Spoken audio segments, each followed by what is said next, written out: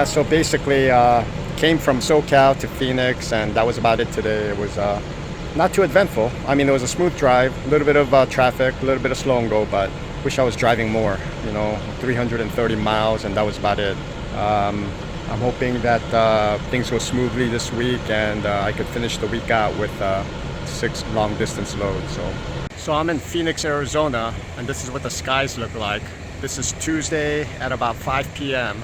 and you've got some sunshine breaking through the overcast, and you could see some precipitation coming down on certain parts here.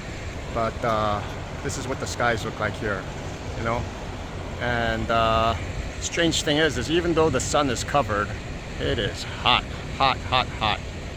So it is almost 100. It's 95 degrees according to this thermometer, but my truck says it's 104.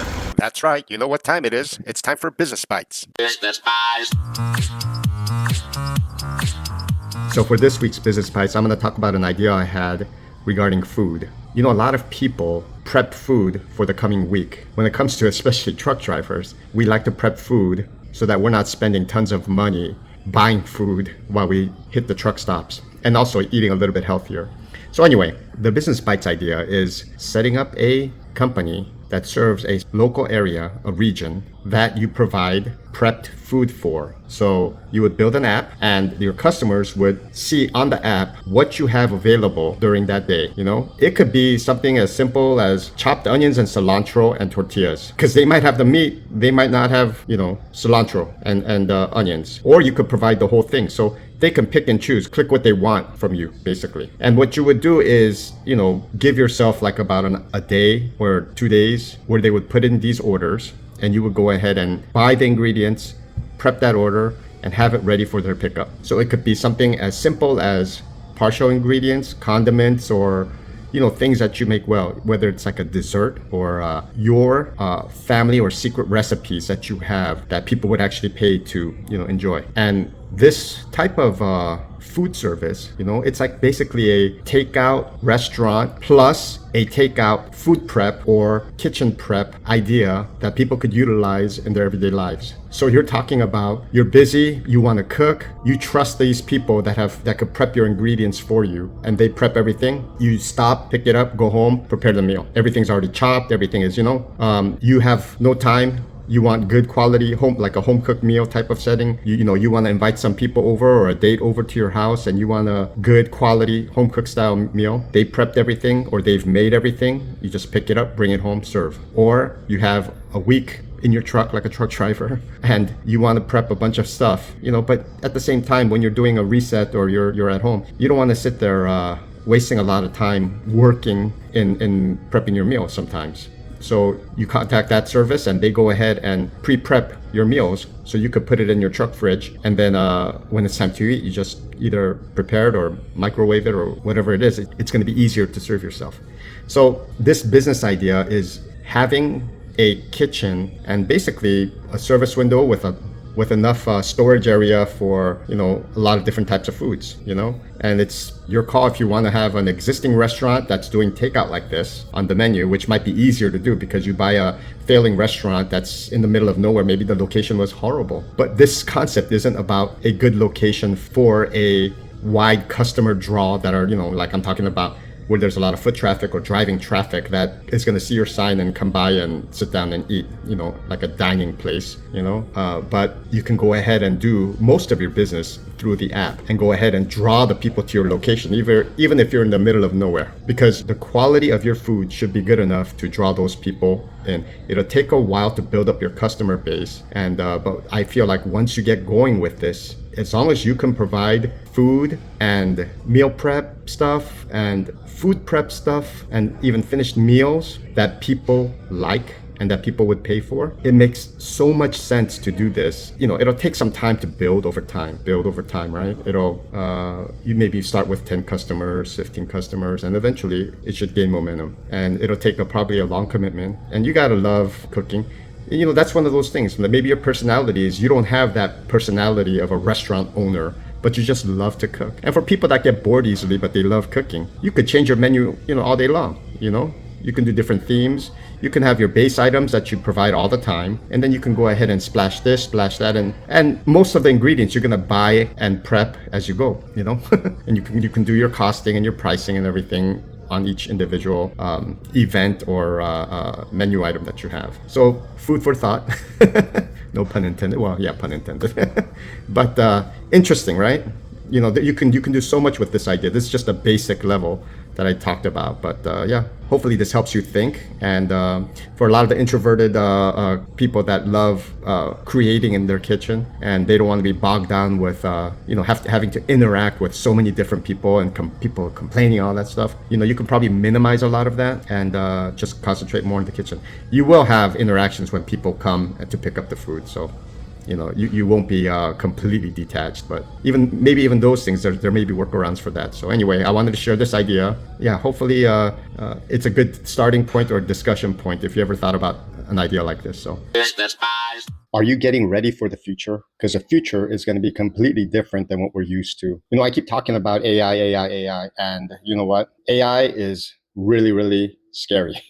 The amount of fake videos and fake news that AI could generate now, and it'll look very real, it will start flooding the internet. They've already had some news channels like NBC and whatnot react to somebody posting an AI generated video like it was actual factual news. I think it was like a bombing in the Middle East or something. And even though the bombing took place, I guess somebody went ahead and made their own explosion. And this was all AI generated. It made it look very legit and real. And the next thing you know, because news agencies, they're going to go ahead and report on things while it's hot, while it's happening, breaking news, whatnot, right? And so this thing started spreading, and all of a sudden they had to shut it down because they realized it was fake news, or it was a fake generated video of real news. But there's going to be a lot of noise in life soon. I mean, you already got phishing and, robots making spam calls, phishing calls, spam texts, phishing spam emails. You've got things coming your way, a lot of noise. And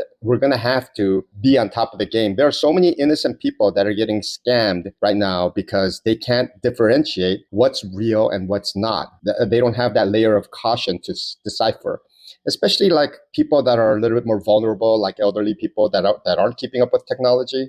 They get that random phone call and it's like, boop, Now, video, news, we're talking like a lot of information on the internet. The stuff that would take a lot of work before, they could generate with a click of a button. You get a $25, $35, $40 subscription to some AI program, and all of a sudden you could generate the stuff. Somebody, around the world, somewhere else in the world, goes ahead and generates the stuff and shoots it up. And the more clever you get, and this is another thing too, is a lot of the content creators now are competing with AI. What is my take on all of this is you've got to build your channels of trust. You've got to see who you can trust and stick more with those people. Because at the end of the day, we've got so much information. We're bombarded by information.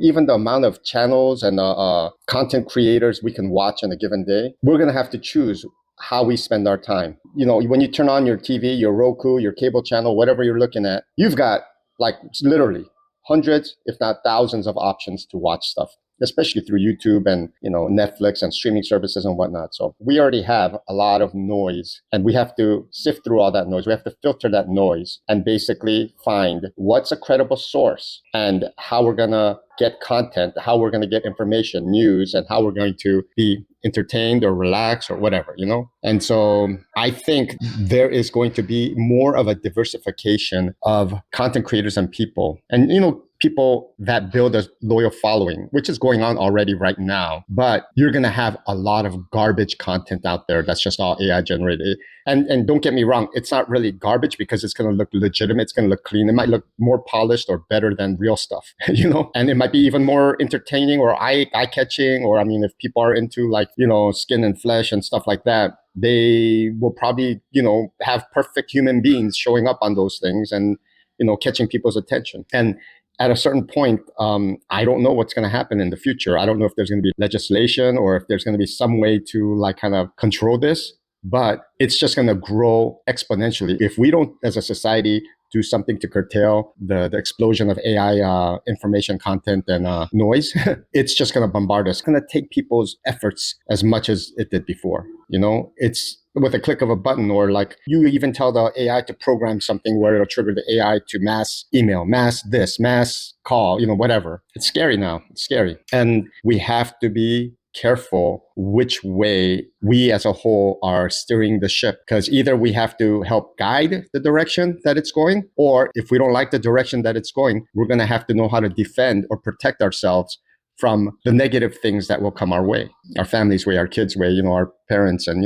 whoever, our loved ones' ways. And so, just be careful and keep an open eye, keep a watchful eye on how this AI thing is progressing, really. I'm not an expert at it, but I try to keep up to date as much as possible. And I still feel like I'm falling behind. I don't know all the AI platforms. I don't know all the AI information and content generating services, So yeah, I don't want to sound doom and gloom, but it is something we do have to be proactive with.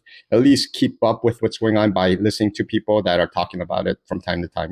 So I went to a Denny's this week, and they had this thing called a Summer Slam special. And check this out, all for under $10. Crazy. Well, minus the orange juice. So this Denny's is located at Joe's Travel Plaza in Wesley, California, about 20-30 minutes south of Stockton. What is going on, my people? So this week was a little bit below par, about a little less than 1,900 miles. They gave me 6 trips, but the last trip was a round trip I did in one day to Henderson, Nevada and back, Las Vegas area and back, So the miles weren't too great. I asked them to change my last assignment, but they told me they really need me to do this. I said, all right, I'll do it. Hopefully next week is better. Weather was milder all the way around. Everywhere I went, it was a little bit cooler. And especially for July, it was good. I had a trip to the Phoenix area and back, then to the Stockton area and back, and then to Vegas and back. So that was my week. And smooth driving, no real drama. Everything went pretty cookie cutter and can't complain. So not too much to share in terms of my driving this week.